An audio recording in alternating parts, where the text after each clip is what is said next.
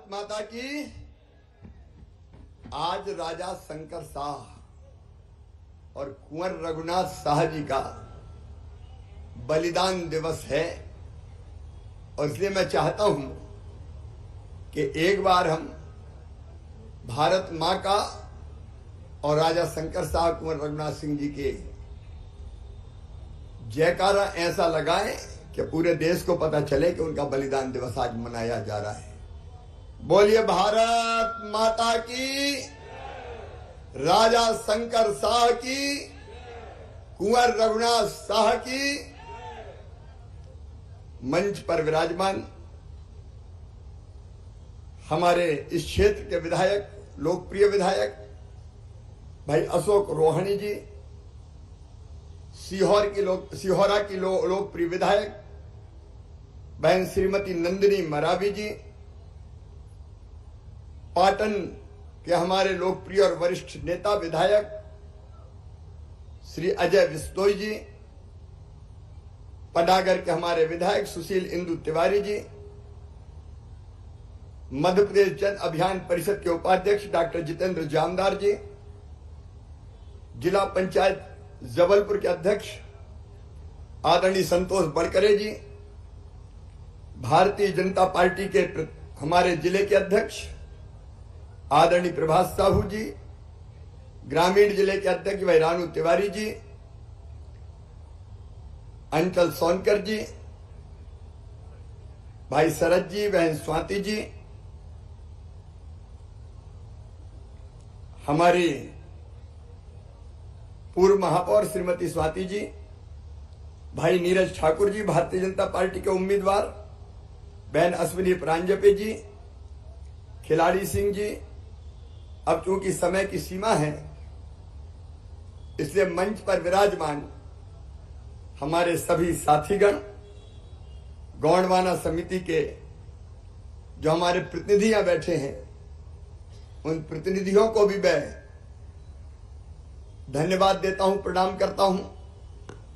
और इस अवसर पर उपस्थित मेरी बहनों, भाइयों, बेटे बेटियों, आज राजा शंकर शाह और कुंवर रघुनाथ शाह जी का बलिदान दिवस है। आज के दिन ही अंग्रेजों ने तोपों के मुंह पर बांधकर उनको उड़ाया था। और क्यों उड़ाया था? इसलिए कि उन्होंने कहा कि हम गुलामी स्वीकार नहीं करेंगे, अंग्रेजों तुम्हें भारत से बाहर जाना पड़ेगा। हमने गुलाम रहना नहीं सीखा।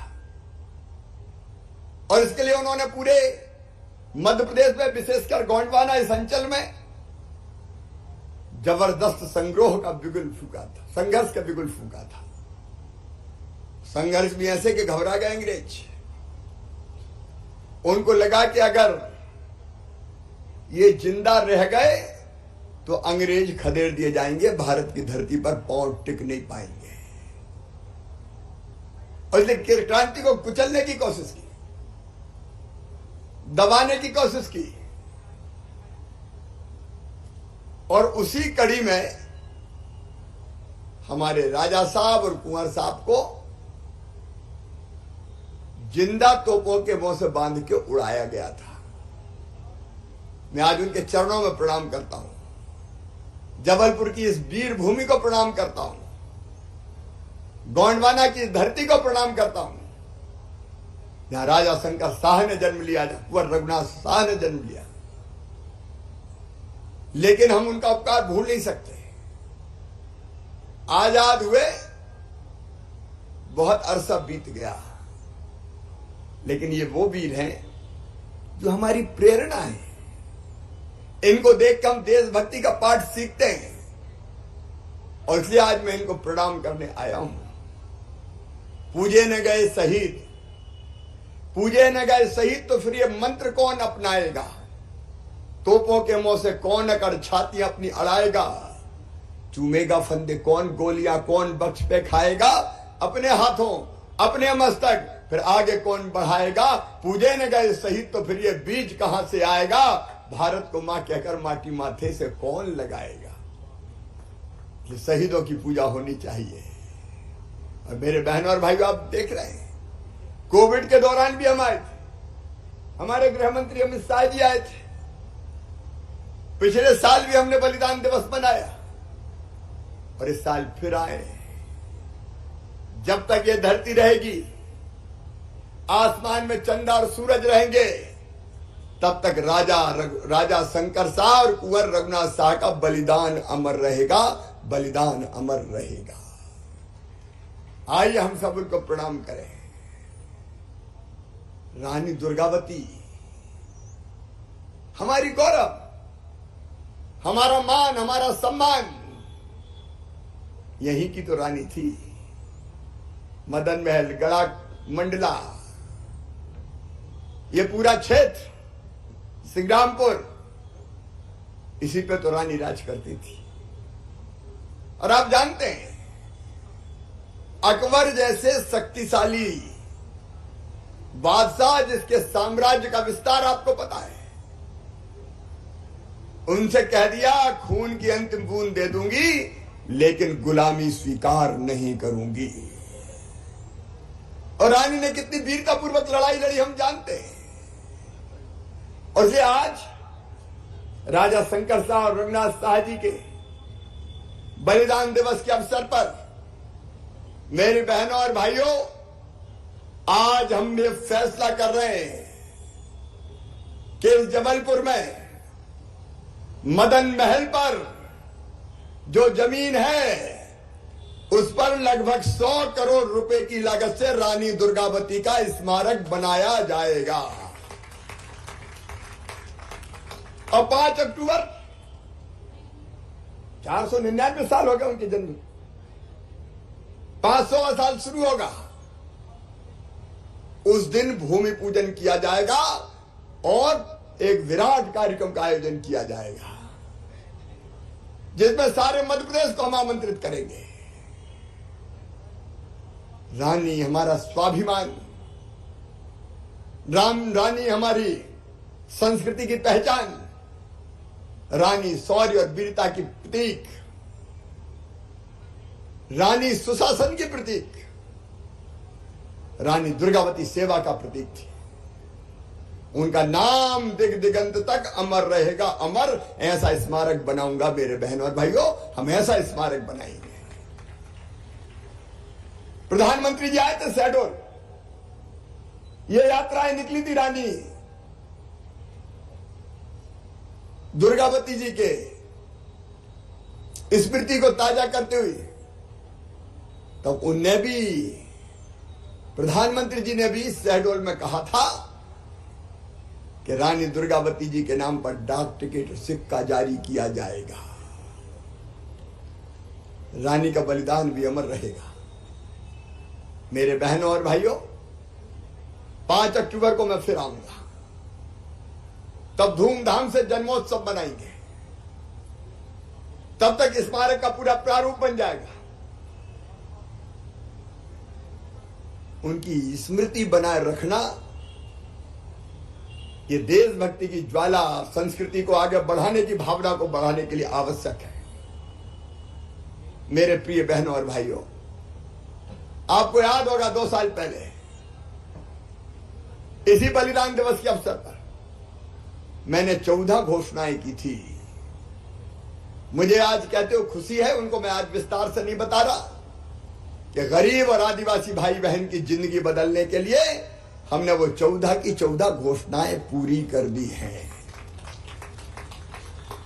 कई बुनियादी काम हमने किए। अंग्रेजों ने हमारे देश को, हमारी संस्कृति को तोड़ने में कोई कसर नहीं छोड़ी। उन्हें पूरी पढ़ाई शिक्षा अंग्रेजी में कर दी। अब अंग्रेजी तो हमारे बच्चे जानते नहीं, मातृभाषा हमारी अंग्रेजी है नहीं। अंग्रेज चले गए, लेकिन कांग्रेस ने अंग्रेजी लाद दी थी। और ये अंग्रेजी लादना एक षड्यंत्र था, ये समझ लेना। ये षड्यंत्र था कांग्रेस का कि गरीब, अन्नू भाई भी यहाँ बैठे, अच्छा वहां पर था तो मैं इनका नाम नहीं लिया, नहीं चाहिए। ये कांग्रेस का षड्यंत्र था। अंग्रेजी लाद दो तो गरीब आदिवासी के बेटा बेटी आगे ही नहीं आएंगे। पढ़ाई अंग्रेजी में करो। मेरे बहनों और भाइयों, एक बड़ा फैसला हमने किया है कि मेडिकल की और इंजीनियरिंग की पढ़ाई भी अब मध्य प्रदेश में हिंदी में की जाएगी, हिंदी में, ताकि हिंदी पढ़ने वाले बच्चे डॉक्टर और इंजीनियर बन सके। अंग्रेजी में हमारे बच्चे पिछड़ जाते हैं और इसके कारण उनको नुकसान होता है। इसलिए बड़ी उच्च शिक्षा भी हिंदी में होगी। मैं आपसे पूछना चाहता हूं, बताओ होना चाहिए कि नहीं? पीछे से जोर से बोलो, होना चाहिए कि नहीं? ये अंग्रेजी गरीबों को दबाने के लिए थी, ये अंग्रेजी प्रतिभाओं को पछाड़ने के लिए थी। अरे अंग्रेजी जानने वाला कोई विद्वान थोड़ी होता है। टैलेंट विद्वता से कोई संबंध नहीं है। हमारे बच्चों में व्याकल है, बुद्धि है, हमारे बच्चे चमत्कार कर सकते हैं। एक बेटा मेरे पास आया, आदिवासी बेटे, पढ़ाई छोड़ दी, मेडिकल में एडमिशन हुआ, 1 साल बाद बीच में पढ़ाई छोड़ दी। मैंने कहा बेटा पढ़ाई क्यों छोड़ दी तूने? उसने कहा कि मामा हम तो गांव में पैदा हुए तो हिंदी जानते हैं और यहाँ अंग्रेजी में पूरी पढ़ाई होती तो पल्ले नहीं पड़ती, समझ में नहीं आई मेरी। तो मैंने कहा कि ऐसी पढ़ाई छोड़ ही दो। कई बच्चों की व्यथा कथा थी है, अब हिंदी में पढ़ाई होगी, हिंदी में चिंता मत करना, धन्नू पन्ना कल्लू लल्ला, अपने बेटा बेटी भी डॉक्टर बनेंगे, इंजीनियर बनेंगे, भाषा को बाधा नहीं बनने देंगे। एक और क्रांतिकारी फैसला मैंने किया, मंच को भी बताना चाहता हूं, शायद सबने उस पर उतना ध्यान नहीं दिया। जब से नीट के माध्यम से डॉक्टरी की पढ़ाई होने लगी मेडिकल कॉलेज में, नीट के माध्यम से एडमिशन होने लगे, मैंने एक विश्लेषण किया।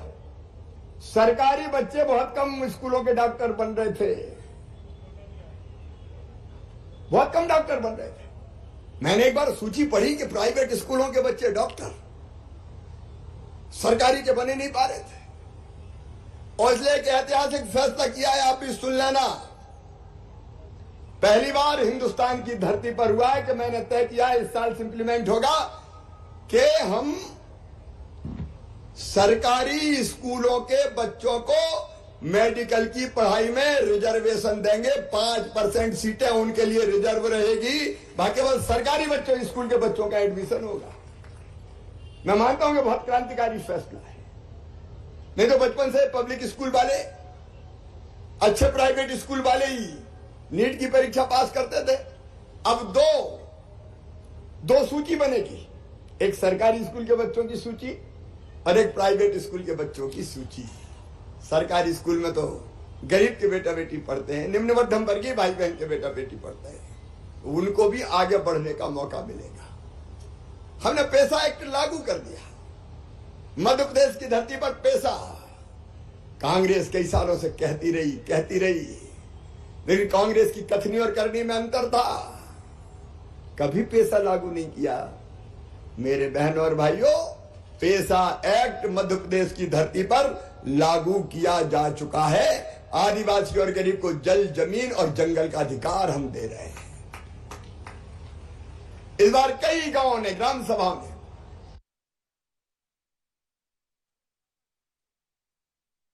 खुद तेंदू का पत्ता तोड़ा और खुद बेच के मुनाफा कमाया। 268 जगह तोड़ा, मुनाफा कमाया। वो मुनाफा सरकार की जेब में नहीं गया, वो मुनाफा गया आदिवासी और तेंदुपत्ता तोड़ने वाले भाई और बहनों के घर में। यह आर्थिक सशक्तिकरण का अभियान है। पैसा के सारे प्रावधान आज मैं विस्तार से नहीं बता रहा, लेकिन हम प्रतिबद्ध हैं। देखो भाई, एक बात साफ है, इस धरती के संसाधनों पर सबका अधिकार है।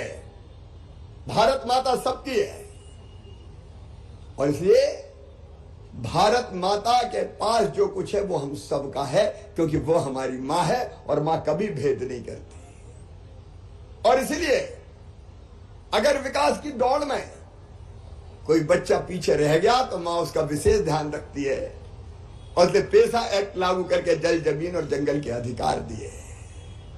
आपकी जिंदगी बदलने का अभियान चल रहा है।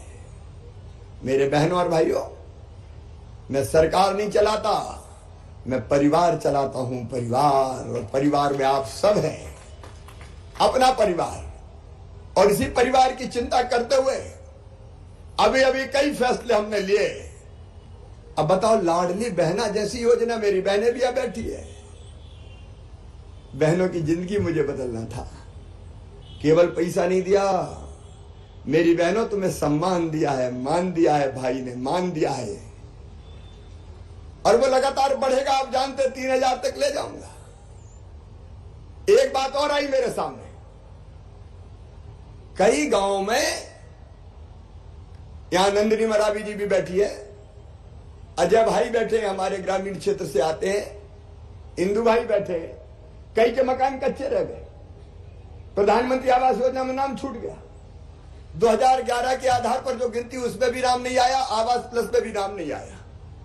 तो जाते हैं लोग, पकड़ते हैं, भैया हमारा तो है ही नहीं, मकान बनवा दो, टूटी टपरिया देख लो, टूटी टपरिया देख लो। तो अब चिंता मत करना, पूरे मध्य प्रदेश में भी, ग्रामीण क्षेत्र में क्या, शहर की भी योजना बना रहा हूं। कल मैंने आवेदन भरवाया, वो जो कच्ची टूटी टपरिया में रहते हैं, कच्ची टपरिया में, कच्चे मकान में रहते हैं, और जिनका प्रधानमंत्री आवास योजना में नाम नहीं है, उनके लिए मैंने बना दी मुख्यमंत्री आवास योजना, सीएम आवास योजना। अभी फॉर्म भरवाना शुरू किया कल मैंने। हर जगह गांव में फॉर्म भरे जाएंगे लाडली बहना की तरह। उनकी एक पूरी सूची बना रहे हैं, और फिर सीएम आवास योजना के अंतर्गत भी उनको पक्का मकान बनाने के पैसा दिए जाएंगे। हर गरीब के पास पक्का मकान हो। भाई बोलो, होना चाहिए कि नहीं? जोर से बताओ, होना चाहिए कि नहीं? पक्का मकान उनका बने। और उसके साथ साथ मेरी बहनों, लाडली बहना तो चल ही रही, लेकिन सिलेंडर थोड़ा ज्यादा पैसे में आता था, तो कई जगह बहनें कहती थी बहुत महंगा हो गया। अब मेरी बहनों, उज्ज्वला की जितनी भी हितग्राही है और लाडली बहना जितनी है, सबको गैस का सिलेंडर 450 रुपया में ही दिया जाएगा, 450 रुपया में। उसके भी आवेदन भरवाना शुरू किए लाडली बहना की तरह गांव में, अपने गांव में, और शहर में बाढ़ में जो केंद्र बने थे, उन्हीं केंद्रों पर भराए जाएंगे। 450 में गैस सिलेंडर मिलेगा। कई जगह और एक बात कहते थे बहने, अरे भैया बिजली का बिल देख लो, मरे जा रहे हैं, कितना आ गया? बोले 10,000 आ गया। कहां से दे दे हम, बताओ। हालांकि 10,000 एक महीने का नहीं आया, वो कई महीने का जुड़ के सरचार्ज लग के हो गया था। सही बात है कि नहीं? अरे सही है कि नहीं? लेकिन अब हमने तय किया कि गरीब जो 1 किलोवाट तक की बिजली जलाता है, उसके बड़े बिल अगर आए हैं, तो वो बड़े बिल अब वो नहीं भरवाएंगे, मामा भरवाएगा। उनका पिछला बिल 0 हो जाएगा। आगे के 100 रुपये देते रहना भैया। तो ये जो हम कर रहे हैं, जनता की जिंदगी बदलने की कोशिश कर रहे हैं। रोटी, कपड़ा, मकान, पढ़ाई, दवाई, रोजगार का इंतजाम, प्रधानमंत्री गरीब कल्याण योजना के अंतर्गत राशन, रहने की जमीन, उस पर मकान, बच्चों की पढ़ाई जिम्मा मामा का है, चिंता ही मत करना। अभी 4वीं पास करके 5वीं पास करके 6वीं में गए, दूसरे गांव अगर पढ़ने जाते थे तो 4,500 डलवाए खाते में। 8वीं पास करके 9वीं में गए, उनके खाते में भी 4,500। जो बच्चे 75% नंबर लेके आए, उनको लैपटॉप के लिए 25,000 डाले। और अपने गांव में जिनने नंबर 1 बेटा और 1 बेटी, जिनने सबसे ज्यादा नंबर 12वीं में लाए, उसको मामा ने स्कूटी दिलवाई है। और आगे देख लेना, इन बच्चों का मेडिकल इंजीनियरिंग कॉलेज में भी एडमिशन होगा, तो फीस माता पिता नहीं भरवाएंगे, फीस भी मामा ही भरवाएगा। चिंता मत करना। जनता की जिंदगी बदलने का अभियान, यही तो सपने थे राजा शंकर शाह के, कुंवर रघुनाथ शाह के, कि गरीबों का शोषण ना हो, उनको भी न्याय मिले। और आज दिल्ली में प्रधानमंत्री नरेंद्र मोदी जी, और यहां आपका सेवक इसी काम में लगा है। मैं एक बार फिर राजा शंकर शाह और कुंवर रघुनाथ शाह जी के चरणों में प्रणाम करता हूं। छिंदवाड़ा यूनिवर्सिटी का नाम बदल के हमने कर दिया राजा शंकर शाह विश्वविद्यालय। कांग्रेस तो एक ही खानदान के नाम रखती थी, लेकिन हमारे क्रांतिकारियों को, जनजाति नायकों को, राजा रघुनाथ शंकर शाह, रघुनाथ शाह जियों, टंटा मामाओं, बिरसा भगवानों, बादल भोइयों, भीमा नायक हो, सबके स्मारक भारतीय जनता पार्टी ने बनाए। मैं एक बार फिर राजा शंकर शाह जी, रघुनाथ शाह जी को प्रणाम करता हूं और आपको यह वचन देता हूं कि उनके बताए मार्ग पर चल के आपकी जिंदगी बेहतर करने का अभियान लगातार जारी रहेगा, लगातार जारी रहेगा। किसी की आंखों में आंसू ना रहे, हर चेहरे पर मुस्कुराहट आए, इसके लिए हम कटिबद्ध हैं। मेरे साथ बोलिए भारत माता की, भारत माता की। बहुत बहुत धन्यवाद। बहुत बहुत धन्यवाद। आत्मीय उद्बोधन के लिए हार्दिक धन्यवाद माननीय। और आभार प्रदर्शन के लिए मैं अब बुलाना चाहूंगी माननीय श्री अशोक रोहानी जी, विधायक भाजपा जबलपुर कैंट विधानसभा। वे कृपया कराएं और उद्बोधन।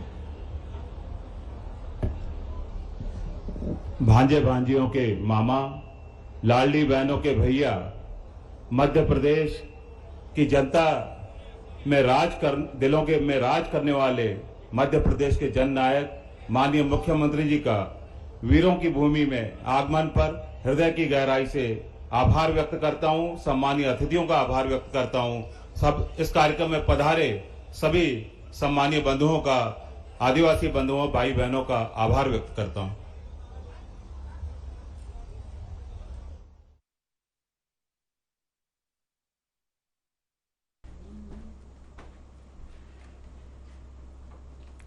तो देखिए, सीएम शिवराज सिंह चौहान आज जबलपुर के दौरे पर रहे और यहां पर कार्यक्रम में शामिल हुए।